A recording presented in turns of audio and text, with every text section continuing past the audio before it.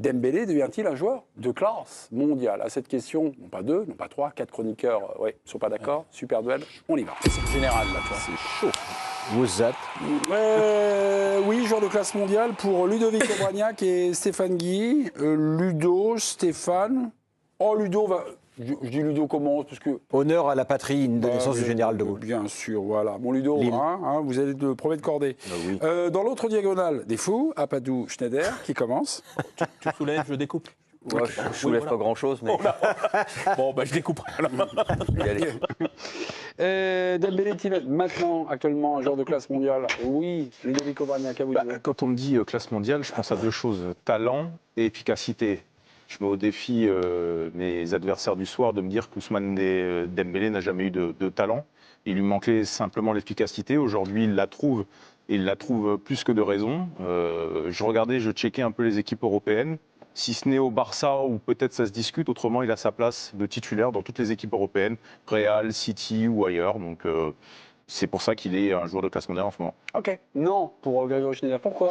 Je sais bien que le temps médiatique n'est pas le temps du football, mais là ça commence quand même à me... Ça m'étonne un peu d'entendre ça. Il est effectivement en pleine bourre depuis 5 ou 6 semaines. Moi, le joueur de classe mondiale, c'est un joueur de grand match. Et il n'a pas joué de grand match. Vous n'allez pas me rhabiller la victoire contre City comme un grand match. Vous n'allez pas me rhabiller ce qui s'est passé ce soir comme un grand match. Et vous n'allez pas non plus me rhabiller le fait qu'il tartine Monaco ou Angers comme des grands matchs. Donc le jour où il brillera dans des matchs qui resteront dans la mémoire des gens, je changerai d'avis. Ce n'est pas le cas pour l'instant. Ok. Stéphane, qu'avez-vous à lui répondre à notre ami Grégory? J'ai envie de répéter ce que vient de dire Ludovic, un peu pro, parce qu'effectivement, le talent, on savait qu'il l'avait, et Dieu sait qu'il en a du talent. On avait un gros doute sur l'efficacité de Dembélé. On a une réponse en ce moment flagrante.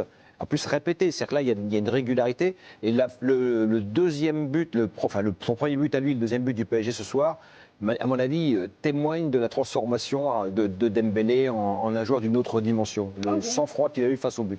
Ok. Daniel Apadou, c'est pour l'instant non, actuellement non. Oui, d'ailleurs, vous faites bien de bien préciser, c'est pour l'instant.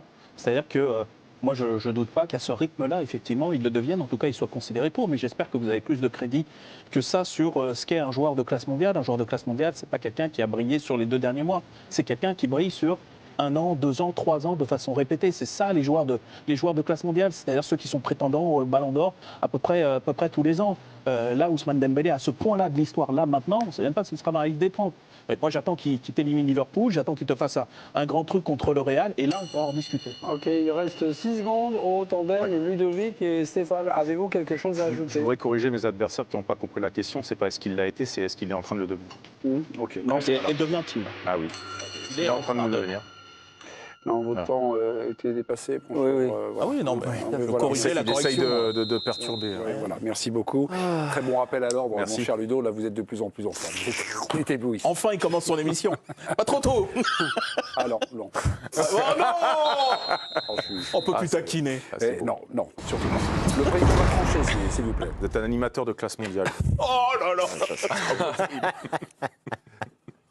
Non, mais après, moi, ce que je reprochais à Dembélé, c'était sa finition. Je me disais, en fait, il était capable d'éliminer dans toutes les zones du terrain, à gauche, à droite, de faire des choses extraordinaires. Et à la fin, on se disait tout ça pour ça.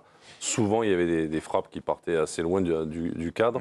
Et on était très surpris par rapport à la technique qu'il avait de ce joueur-là, qui n'arrivait pas à au moins cadrer ses frappes.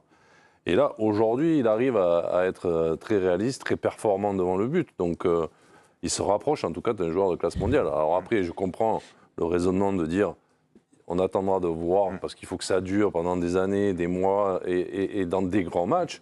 Oui, moi je suis d'accord aussi avec ça. Mais là, sur ce que l'on voit là actuellement, je trouve qu'il devient ce joueur-là de classe mondiale. Giovanni Castaldi, j'aimerais bien avoir votre impression, vous, vu du stade. Un Dembélé inefficace, on en a fait, hein, on en a fait des débats. Il nous a vraiment désespérés. Depuis, peut-être, on va dater le décollage à 2025 parce que c'est parlant. Qu'est-ce qui fait plus sur le terrain? Est-ce que vous pouvez nous raconter peut-être des buts, des petites choses, des trucs qu'il ne faisait pas avant? Alors oui, qui marquent, mais avant, est-ce qu'il y a des petits détails que vous avez relevés, vous, Joe? Bah moi, ce que j'ai vu, Mémé, et c'est pour ça que j'ai bien aimé la réponse de Luis Enrique tout de même en conférence de presse quand il parle du déclic de Manchester City, parce que le contexte de cette rencontre, c'est qu'Ousmane Dembélé débute sur le banc parce qu'il est grippé, que le Paris Saint-Germain est mené 2-0 et que bon, il y a le débordement de Barcola, mais l'homme qui change un peu cette rencontre parce qu'il est tout feu tout flamme, c'est Dembélé. Et depuis ce moment-là, ce déclic, alors je veux bien que pour Greg, ça soit pas un match de pacotille, mais en tout cas dans la tête de Ousmane Dembélé, c'était un match qui comptait parce que Paris pouvait tout perdre, et cette soirée-là, ça l'a libéré.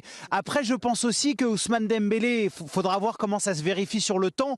Je trouve que dans cette position axiale où même s'il travaille énormément à la perte, il a une activité au pressing qui est très intéressante, je trouve qu'il se disperse moins et qu'il est un petit peu plus lucide au moment de concrétiser. Moi, je lui soupçonnais pas cette qualité de déplacement dans la surface de réparation. Je suis pas tous les jours à Poissy, je sais pas comment il travaille, mais je le trouve beaucoup plus serein, relâché, plus lucide. Donc peut-être qu'il se disperse moins aussi, c'est pour ça que Luis Enrique l'utilise comme ça. On va vous envoyer un peu plus souvent à Poissy, Saint-Brieuc, choses comme ça. Vous envoyez un peu plus sur le terrain. Tu sais, c'est le bon Il parle en camarade. prison, lui. Hein Il a parlé en prison. Non. Ouais, Non, il était en prison. ils étaient en train d'ouvrir. Ouais. Devient-il, ouvre-t-il le truc? Non, plus sérieusement, il y a quelque chose qui me frappait chez Dembélé, c'était cette espèce de... Il était d'ailleurs aimé pour ça dans les vestiaires, espèce de côté joyeux, humeur, mais tu avais l'impression que Vous c'était tournez jamais autour grave. d'un truc. Mais là, tu le vois pas dans le L'agressivité. Voilà. Hein Et ben le exactement. mec a Non, changé, moi, il est agressif. Je trouve qu'il y a un côté, il a les yeux froncés, t'as l'impression Ouais. qu'il est déterminé. Sur le terrain, tu parles. Ouais, ah oui, bien sûr, je parle de ça. ouais. C'est-à-dire L'agressivité. qu'il y a peu ce côté un peu, comment dire, inconséquent de ses ratés. Tu as l'impression quand il rate, il se prend vraiment la tête. peut-être, ouais. Dans ses prises de décision, il y a une espèce d'envie de faire mal. Qu'avant, ça part dans une nuage, ça part dans une nuage, ça finit dans la carte, ça finit dans la carte. Dave. Mais avec le même geste. Est-ce que vous lui avez, parce que souvent l'inefficacité d'Ousmane Dembélé, vous avez dit, tiens, c'est marrant parce quand il loupait tout ça, il n'avait pas de méthodologie. Ouais. Et là, est-ce qu'aujourd'hui, vous trouvez quelque chose Son deuxième but, par exemple. Ce soir Son deuxième but, pardon. Le deuxième but du PSG. Il sent les coups. Le deuxième but du PSG. Donc son premier Son premier. Ouais. Typiquement, c'est le nombre de situations qu'on a commenté 1000 fois, Ouais. où, dans ces situations-là, un peu, j'exagère évidemment, Ouais, ouais. fermer les yeux et ça partait, Ouais. t'as l'impression qu'il cherchait pas vraiment. Une mine. Voilà. Et là, Maintenant, il cherche une zone. il cherche une zone. Et tu le vois bien d'ailleurs, il y a une espèce d'application, c'est lui qui contrôle Aïdara du début à la fin. Bon, Aïdara, on est d'accord. ouais. Mais ce qu'il lui donne, il le prend. Il le prend et il en fait quelque chose qu'il a décidé d'en faire. Et c'est ça la nouveauté aussi. Donc le choix. Un choix, Je trouve une qu'il zone. choisit, Ok. il est plus déterminé. Giovanni, qui est à Saint-Brieuc, qui est là-bas. Je vous donne la main. Ils ont fermé la gare. Il y a plus de lumière, là. Giovanni, vous voulez lui dire quoi, Joe? Ils sont en train de tout fermer, effectivement. Non, mais la réflexion de Dave est très bonne, beaucoup plus inspirée que dans son super duel où il a manqué de respect à tous les matchs du Paris Saint-Germain depuis le début de la saison, mais c'est pas grave. Non, mais sur l'attitude, là où je le rejoins, c'est qu'à un moment, bon, alors Dembélé est dans une période exceptionnelle, mais il en rate une énorme quand même. J'ai plus la minute, mais vous faites ça très bien, vous notez bien les minutes, je suppose que vous allez le dire après, sur un décalage, il est à 2 cm de la cage, il envoie une mine, et derrière, il s'en veut, il râle, et il a une séquence de pressing qui est exceptionnelle. Moi, je suis totalement d'accord avec Dave sur l'attitude où, en fait, quand il rate quelque chose, il s'en veut et il conclut tout de suite avec une bonne situation sans ballon où il va agresser, où il va presser. Et ça, je trouve que ça le change, en fait, dans son rapport psychologique sur la rencontre. Moi, j'en avais noté une, mais elle n'est pas facile. Non, mais oui, voilà. Ouais. Je trouve. Suranalyser tout. C'est toujours, je sais pas quelle réputation on lui a fait des fois. Giovanni mais- fait fausse route, dites-lui. tiens. Non, c'est pas par Non, rapport à. allez-y, Mais corrigez-le. ça a toujours été un joueur extrêmement discipliné. Quoi qu'on en pense. Et Deschamps va pas en faire un titulaire au détriment de Kingsley Il y Coman. a personne qui Ça a a dit toujours été un joueur indiscipliné, hein. travailleur, ça a toujours été un joueur. Ce que je veux dire, c'est qu'il est pas. Il personne qui a a toujours dit mis énormément de. Les derniers matchs de la Coupe du Monde au Qatar, il est quand même titulaire les 7 matchs. Il a Il faut quand même mesurer un petit peu ce que ça veut dire dans l'équipe de Personne dit Deschamps. le contraire, on Défendez-la. parle sur la Je veux dire, finition. voilà, bon. On parle sur la finition, Non, mais c'est-à-dire qu'il y a une espèce de prise en charge. Oui, alors non, il y a lui-même. quelque chose qui me. C'est-à-dire que Je je parlais pas trouve. d'indiscipline, moi. Parce que je trouvais que son côté discipliné, justement, lui coûtait de la gomme et de la lucidité devant le but ou dans des situations un Oui, peu à faire décisives. ses replis, Et peut-être qu'il est, et ça regarde toute l'équipe du PSG, il est sans doute en pleine bourre physiquement. Aussi. Et toute l'équipe du PSG me donne, moi, en tout cas, C'est vrai. un petit peu cette impression-là. Il a Je raison, trouve ça, vraiment c'est un bon fort, point. avec de la gomme. Vous avez oublié un truc, et vous qui êtes journaliste, vous avez les infos, puisque vous grattez un peu ce qui se passe en interne, et c'est surtout mis au boulot. Ça fait une saison qu'il s'est mis au boulot. En tout cas, ça fait 6 se blesse plus. Non, mais il s'est mis au boulot devant le but. C'est-à-dire que de ce qui ressort et des échos qu'on peut avoir du côté de Poissy, c'est qu'il bosse après les séances, que voilà. Quand tu bosses et que tu maîtrises mieux un geste, tu es plus en confiance, tu es plus relâché. Et vous le voyez, il tente des frappes en une touche de balle. Alors c'est un drame s'il a attendu, c'est quel âge il a? Mais oui, mais il te l'a 27, dit, j'ai attendu, 27, il a attendu 27 ans. Tu crois qu'il Mais il y a un élément- tu peux encore progresser à 27 ans. Non, sans doute. Il y a un élément important dans l'image de Dembélé, et on l'a vu aujourd'hui, parce qu'aujourd'hui on l'a peu vu finalement. Au global, on l'a pas vu. À l'arrivée, Allez-y, pardon, excusez-moi, je vous ai coupé. Allez-y, Stéphane. Plus jamais ça, mais. non, mais c'est ça. Non, je pense que moi, je trouve, j'adore sa position sur le terrain aujourd'hui de faux neuf. Romain. Il s'est exprimé, Ousmane Dembélé, auprès de Canal+, et lui, il a un état d'esprit collectif. Il pense à remercier ses partenaires, notamment, vous allez voir. Je suis positionné en tant que numéro 9.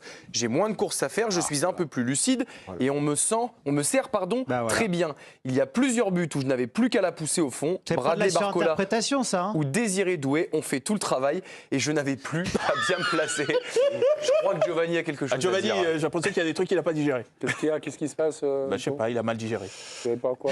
Qu'est-ce qu'il y a?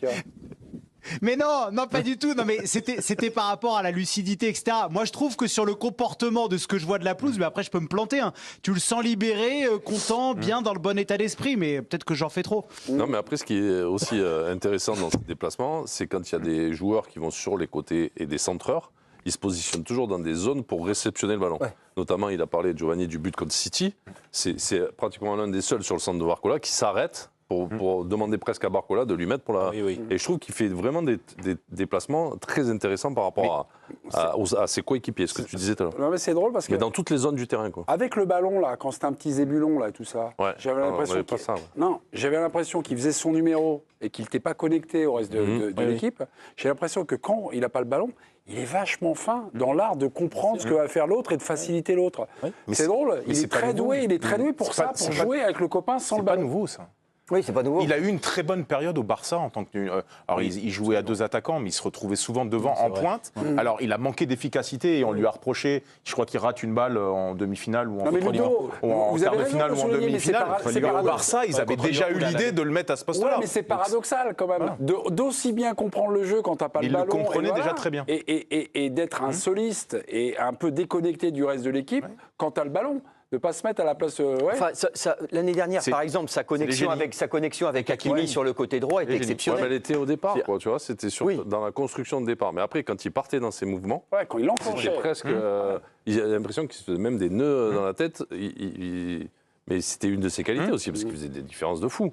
Mais après, à la sortie, tu savais même plus. Il porte moins le ballon aujourd'hui. Il porte beaucoup moins le ballon aujourd'hui. Oui, puis je trouve qu'il a une vraie compréhension. C'est plus efficace ce qu'il fait, quoi. Ouais, mais une vraie compréhension et exigence vis-à-vis de lui-même de ce qu'il a à faire. Parce qu'il y a une situation, c'est en début de match, là, cet après-midi, où Hakimi fait un centre très fort au premier poteau. Et lui, il est un petit peu passif sur ce coup-là. Il est un petit peu en retrait, mais il n'est pas en mouvement. C'est vrai. Et tu le vois qu'il s'en veut. Tu le vois qu'il s'en veut, qu'il se dit, mince. Le vrai truc, c'était d'aller couper. C'est ça que je dois faire. Et ça, c'est le genre d'attitude, moi, je trouve, qui sont nouvelles cette année. Les années précédentes, je ne voyais pas ça. Je ne le voyais pas sans vouloir. Il y a l'exigence. Une exigence. Rappelons dans vos grandes attributions, nos chroniqueurs. Qui est peut-être amené par le coach. Sans doute. J'espère. Rappelons vos grandes attributions. Vous êtes chroniqueur de l'équipe du soir. Oui. Déjà c'est pas mal. Et en plus, vous travaillez à France Foot. Oui. Et vous participez au jury du Ballon d'Or, là. Oui. Vous questionnez tout ça. Oui. À Dembélé, en ce moment, là, il fait partie des gens qui se distinguent, c'est obligé, bien sûr. Mais le truc, c'est que... Là, il lâche, le Ballon d'Or, c'est janvier, c'est Dembélé. Il est le Ballon d'Or de janvier. Et là, je ne blague pas. on lance un feuilleton. En ce moment, il est ce qui se fait de mieux, franchement. Ah bon, Salah, non Un peu, Salah. Ah oui, bon aussi. Non, mais blague à part, le truc, il est... En fait, c'est ça qui est fou, c'est que cette saison, elle est déjà copieuse. Et en fait, là, on n'est même pas encore en 8e de finale. Non. Qu'est-ce qui se passe si, j'en sais rien, mais si Paris doit tomber donc sur Barcelone ou Liverpool, si là, voilà, ça va être la vérité, elle va venir là. Si collectivement sa saison au plus haut niveau s'arrête là, il sera 20e au Ballon d'Or. Dembélé, d'ores et déjà égalé son record de buts sur une année civile, toute compétition confondue. Vous savez, il est en train de dire quoi? Il est en train de dire « Bande d'imbéciles, vous n'avez pas cru en moi ». C'était inespéré, mais on pourra dire qu'on a vécu Dembélé Prime 2025. Dites-vous qu'on se disait à 27 ans, il pourra plus jamais progresser, c'est terminé. Mais on a oublié qu'à l'époque, avant que les Lamine Yamal, Koubarsi, etc., ils dérèglent le marché, les ailiers, les milieux de terrain, leur prime, il était vers quel âge? 27, 28 ans. Ce but-là, il montre à quel point Dembélé a changé. Il arrive, il est en 1 contre 1 face à son vis-à-vis. Combien de fois on l'a vu dans cette position? Combien de fois il a fait n'importe quoi? Il provoque, il le fait reculer. Mais c'est là où il a changé. Avant, c'était je frappe fort, Inch'Allah. Elle touche le poteau, elle rentre, elle va en lucarne. Allez, j'espère, t'as vu? C'était Inch'Allah, je tire, ça va aller. Vraiment, dans son prime maintenant, il analyse. Depuis quand Dembélé, il analyse avant de tirer? Il analyse la position du défenseur, il analyse la position du gardien. Il a vu que le gardien a fait ses petits pas latéraux. Et il s'est rappelé de son ami de toujours, les gars. Comme je dis tout le temps, Mbappé a popularisé ça. Premier poteau, il frappe, il ferme son pied alors que tout le monde pense qu'il va envelopper parce que Dembélé, ça a toujours été ça. Essayer d'envelopper ou tirer fort sur le côté ouvert. Mais là, il ferme son pied. Premier poteau. Il vient célébrer devant la caméra en disant « Bas, t'as pas cru en moi? Hein? Fallait croire en moi !» Non, mais il a pas dit ça, mais c'est pas grave. Franchement, il a déjà tous les haters. Voilà, fallait croire en moi. T'es sorti de mon train? Bien fait pour toi.